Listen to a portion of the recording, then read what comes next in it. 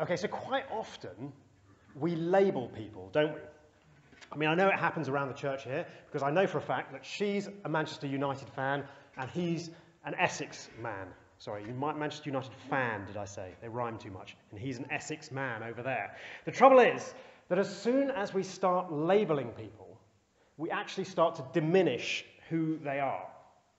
Because there's so much more to each one of us than can possibly be contained by any of these kind of labels. We often do it actually because that's exactly what we're trying to do. You know, whenever we hear somebody say, oh, they're a Scouser, so-and-so's a waitress, you know, whatever it happens to be, they're quite often being used in a way to put people down, put them in a little box. For whatever reason, we might want to try and do that. And you'll see that that is exactly what people are trying to do to Jesus in the passage that we've just heard.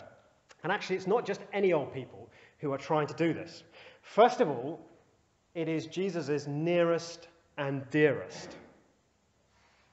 And then later on, it's the scribes, the establishment, the people who've come down from Jerusalem to find out what he's all about.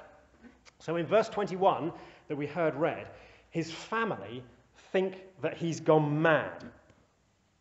And then in verse 22, we have the establishment. And they think that he's gone bad, that he's become possessed by a devil. Just imagine simultaneously having both of those labels slapped on you. Not only is he apparently ready to be taken off by the men in white coats, but worse than that, he's evil as well. Now, we need a bit of background to understand why it is that Jesus is being treated like this. He's been doing some not very good Jewish boy kind of things. He's been doing sensational healing miracles. He's not been properly separating himself out from lepers and other people that they think might be unclean. But actually, he's been touching them and healing them. He's been hanging out with undesirable types. And he's even been questioning the received wisdom from the religious leaders. He's been pulling together a band of followers. But worst of all, he's been claiming the power to forgive sins, which of course was understood in his day and age to be almost the same thing as saying, hey, look at me, I'm God. Now, we all know that actually, in this world, there are really only two types of people who go around claiming to be God. And we saw quite a lot of it in the run-up to the millennium. Does anyone remember David Icke? Ripple of laughter. Yes, David Icke, the ex-footballer who popped up one day telling us all that he was God. The labelling was fairly easy, wasn't it? Harmless nutter. Total nutter, but pretty harmless with it. There we are, there's the David Icke type. But then sadly, there is also the Marshall Applewhite type. Now, we may not have heard of him, we may not remember him, but he is a Californian who managed to persuade 38 other people to commit suicide alongside with him. Actually, the labeling was pretty easy there as well. Evil. Plain evil to do something like that. So actually, it's not wildly out of our imagination to see why Jesus' family thought he'd gone mad, and that the teachers of the law, the establishment, thought that he was evil. Actually, these are kind of our natural reactions as well, aren't they? But neither David Icke nor Marshall Applewhite did anything that might even possibly have made us wonder whether they were actually divine in any way. But the situation with Jesus is entirely different. Now, Jesus' family and the teachers of the law hadn't seen it yet, but the crowds had. They'd experienced the miracles. They'd heard the teaching. They'd seen what Jesus' lifestyle was like. And as a result, they saw what was the only other possible logical option for what he was doing. And C.S. Lewis very famously expresses the three possibilities in his trilemma. Let me quote to you from his book, Mere Christianity. He says, a man who was merely a man and said the sort of things that Jesus said, so said the sort of things that, hey, look at me, I'm God. A man who was merely a man and said the sort of things that Jesus said would not be a great moral teacher. He'd either be a lunatic on the level with a man who says he is a poached egg, or else he would be the devil of hell. You must make your choice. Either this man was and is the Son of God, or else a madman, or something worse. You can shut him up for a fool, you can spit at him and kill him as a demon, or you can fall at his feet and call him Lord and God. But let us not come with any patronizing nonsense about his being a great human teacher.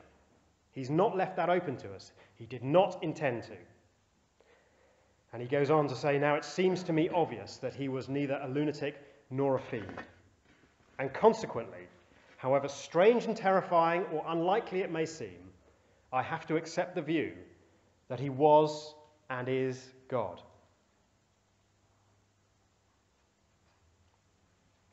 And when his family call him mad, and the establishment calls him bad, Jesus' response is interesting.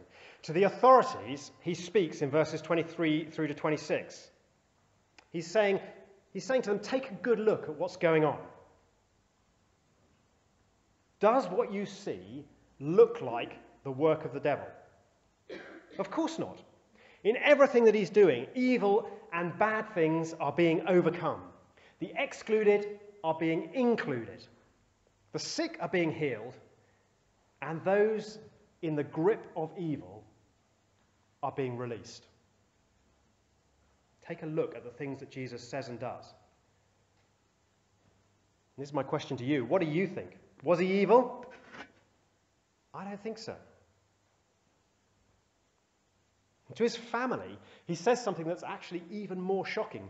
He's saying that our closest relationships should really be formed around faith. Whoever does God's will is my brother and sister and mother, is what he says in verse 35. That is a hard pill for us to swallow, even in the 21st century. But for first century Jews, family relationships were everything. And yet here Jesus is saying there are relationships more important than family ones. Jesus' message is quite simple, really.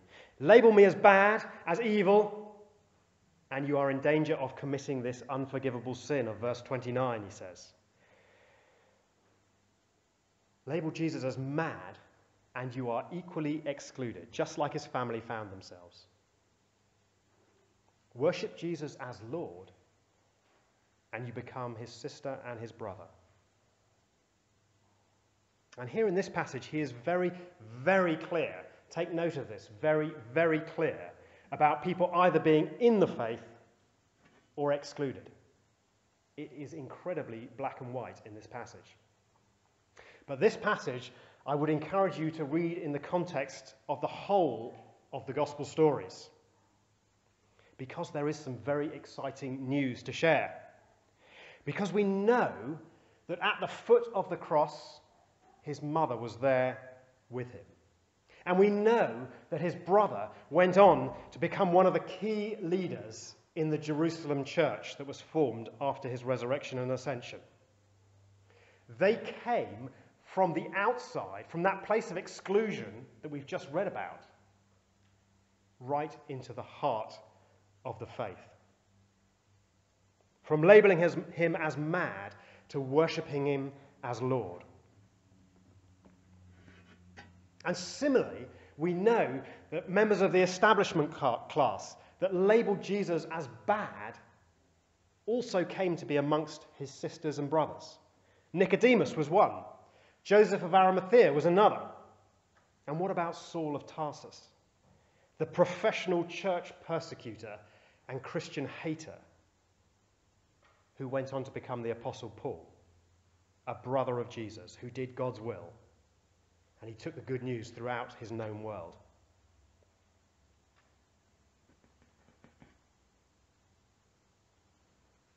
It seems that we are living life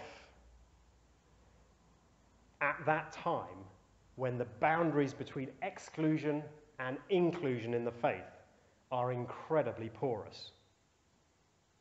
People seem quite capable of moving from the outside, from a place very far outside faith in Jesus, right into the heart of faith. But Jesus is also alluding to a time when that boundary may not be possible to cross. You see, in life, to an extent, we become the product of our choices. If we were to make our life all about the money, we would always want more, and we would fear the insecurity that poverty might bring. If we make our life exclusively about family, we may find that friends drift away, and even those we say we love become stifled. If life is all about the sex, the drugs, the rock and roll, then as we grow older, we may find ourselves with no long-standing relationships and addictions that we can't control. The product of our choices. If we consistently choose to label Jesus as mad or bad, or possibly more common in our culture as just plain irrelevant, then over time we're going to harden ourselves against faith. We have become the product of our choices. Jesus is saying that a time comes when these choices will stick. Consistent rejection of Jesus will become permanent rejection of Jesus. Now, being an Anglican minister is an interesting thing in so many ways. But I find myself having to engage with this issue all the time. I often conduct funerals for people who, from outward appearances, have not the slightest sign of any Christian faith at all. And friends or relatives might describe them as non-church-going Christians, or meaning that they were sort of morally good people, which I'm sure they were. They might describe them as good Christians. And when I conduct funerals for these kind of people, my attitude is, of course, it has to be, my attitude is, what do I know? I don't know about their inner beliefs. I don't know how they related to God. I don't know if they trusted Jesus. And therefore I will presume the best. Of course, I will presume the best. Ashes to ashes, dust to dust, in sure and certain hope of the resurrection to eternal life. However, had I actually met these people, these wonderful people, people of good character, but with no sign at all of Christian faith, of which there are literally thousands right on every one of our doorsteps, my attitude would be quite different. The Bible is very clear. The Bible is clear that we are flawed people, that there is no hope of the perfection that will make us fit for God's presence in the state that we find ourselves in. The Bible is clear that actually it is the saving work of Jesus that makes us perfect and fit for God's presence. And it is clear that it's by faith in Jesus that we become part of that perfection. But it's actually also very clear that faith is not something that's just in here. It is in here. It's in our heads. But it's so much more than that. It's in our whole lives. It's in the way we live. It's evidenced by the actions, the decisions, the speech, the way we relate to other people. It's obvious by the things that we do and the way that we live whether we really believe in Jesus or not. So the obvious actions that might go along with faith would be joining a Christian community, a church. And another obvious action would be taking steps to grow in that faith. Intentional Bible reading, prayer, attending courses like Alpha that we run here so that actually we can grow in our faith. You see, if I don't see those kind of actions, then my assumption is that maybe they've not yet come to faith. But we were talking about the boundary being incredibly porous, as it is right now. The way is open to them, so they need to hear this good news. Do you know anyone like that? I think we should probably all be nodding our heads at this stage, because I think there are literally thousands of people around like that. Would they label Jesus as mad, as bad, or more likely as just plain irrelevant? Maybe they'd claim he never existed, a different label. Is that attitude in them in danger of becoming a fixed attitude?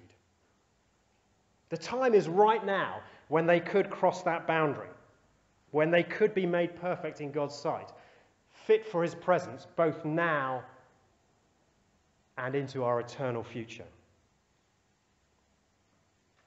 So my question this morning is, do you have some good news that you need to tell them? I know there are people I have some good news I need to tell.